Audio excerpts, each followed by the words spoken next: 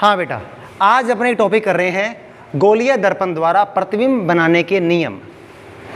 हमारा एक next topic आएगा गोलीय दर्पण से प्रतिबिंब का बनाना। तो वो बनाने के लिए आप लोगों को नियम पता होने चाहिए। जो नियम अगर आपको आ गए तो प्रतिबिंब आप इजीली बनाएंगे। तो हम अवतल दर्पण और उत्तल दर्पण दोनों के अलग अलग नियम सीखेंगे और दोनों एक जैसे हैं, इसलिए एक साथ ही करेंगे उनको। यहां हम लिख रहे हैं अवतल दर्पण,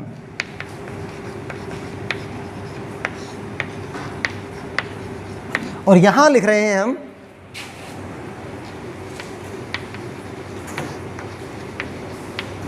उत्तल दर्पण। तो बेटा 4 नियम हैं।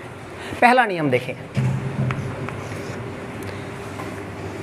ये हमारा अवतल दर्पण हो गया, पीछे पॉलिश की हुई है।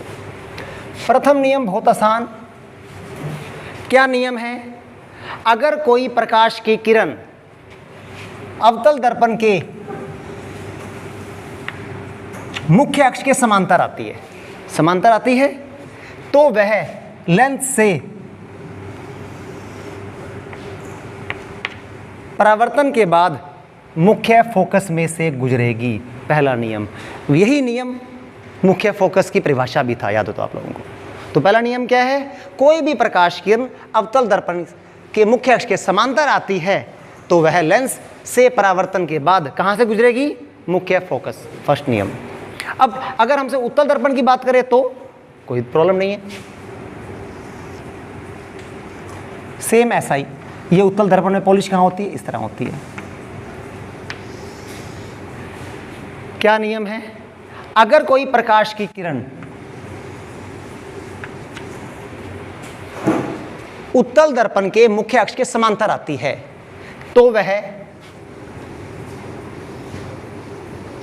लेंस से परावर्तन के बाद मुख्य फोकस में से आती हुई प्रतीत होती है। क्योंकि आएगी तो नहीं, यहां मिलेगी तो है नहीं, क्या करेगी? जाएगी इधर, और उसको पीछे लाओगे तो वो कहां से गुजरेगी? कन्फर्म मुख्य फोकस में से। आप लोग जब भी डायग्राम बनाओ, आपका जहां मुख्य फोकस है स्केल रखो ऐसे, और यहां से डैश लगाते हुए सीधी रेखा खींच दो। सेकंड नियम इसका उल्टा। क्या नियम?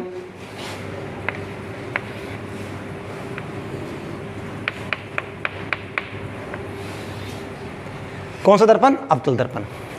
क्या नियम? अगर कोई प्रकाश की किरण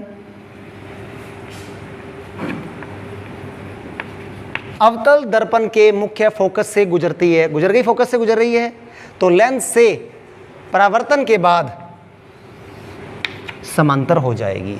उल्टा है क्या? नहीं है। अगर समांतर आ रही है तो फोकस में से गुजरेगी, और अगर फोकस में से गुजर रही है तो समांतर हो जाएगी। क्या ऐसे गुजरेगी तो तब भी समांतर हो जाएगी। जहां मिलेगी इसकी सतह पर, दर्पण की सतह पर, वहां मुख्य अक्ष के समांतर हो जाएगी। क्लियर? यहां पे रूल, सेकंड रूल।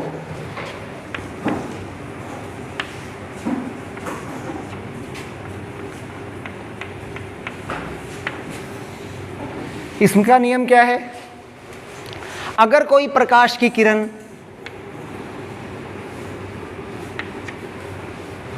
उत्तल दर्पण के फोकस से गुजरती हुई प्रतीत होती है, मतलब आगे बढ़ाने पर फोकस में जाके मिले, तब वह लेंस से परावर्तन के बाद मुख्य अक्ष के समांतर हो जाएगी।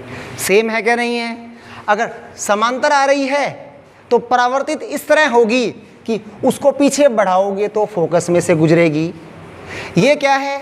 अगर आप बढ़ा रहे हो, इसको किरण आ रही है और आगे जाने पर फोकस में मिलेगी नहीं, मिलती तो परावर्तन के बाद समांतर हो जाएगी। देखो, दोनों एक दूसरे के उल्टे नियम हैं। ये नियम और ये नियम आपस में बराबर है।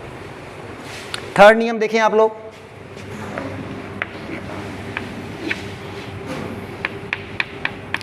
अवतल दर्पण के लिए ये इसका F हो गया। F का डबल क्या होता है? R। इस बिंदु का नाम C होता है। स्मॉल f का डबल R होता है। ये दूरी मुख्य फोकस और ये वक्रता केंद्र। थर्ड नियम बड़ा आसान। क्या? अगर कोई प्रकाश की किरण वक्रता केंद्र में से जा रही है, वक्रता केंद्र में से जा रही है, तो अवतल दर्पण से परावर्तित मतलब मुड़ने के बाद वापस वक्रता केंद्र से ही गुजरेगी। मतलब जिस रास्ते से आई है वापस उसी रास्ते में जाएगी। क्लियर हुआ? थर्ड नियम, कौन सा दर्पण? उत्तल दर्पण। उत्तल दर्पण के लिए रूल अब देखो क्या है, इसी में भी सेम। अगर कोई प्रकाश की किरण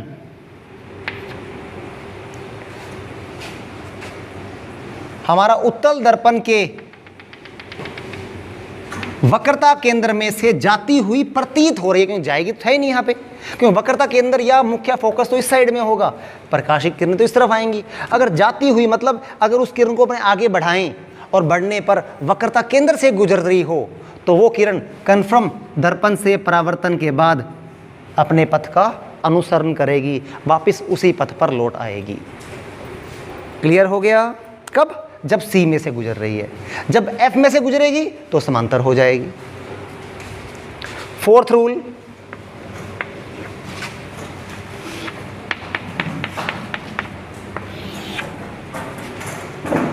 अगर कोई प्रकाश की किरण, ये क्या पॉइंट ध्रुव होता है पी, अगर कोई प्रकाश की किरण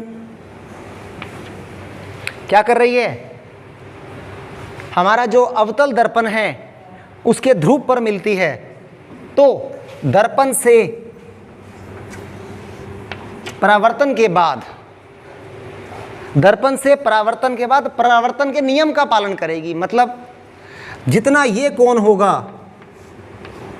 उतना ही ये कोण होगा, मतलब मुख्य अक्ष से समान कोण पर परावर्तित हो जाएगी। अगर ये कोण 30 डिग्री का है तो ये भी 30 डिग्री का ही बनेगा। कब होगा? जब प्रकाश की किरण ध्रुव पर जाके टकराएगी। इसका फोर्थ नियम उत्तल दर्पण के लिए देखो, सेम रूल। अगर एक प्रकाश की किरण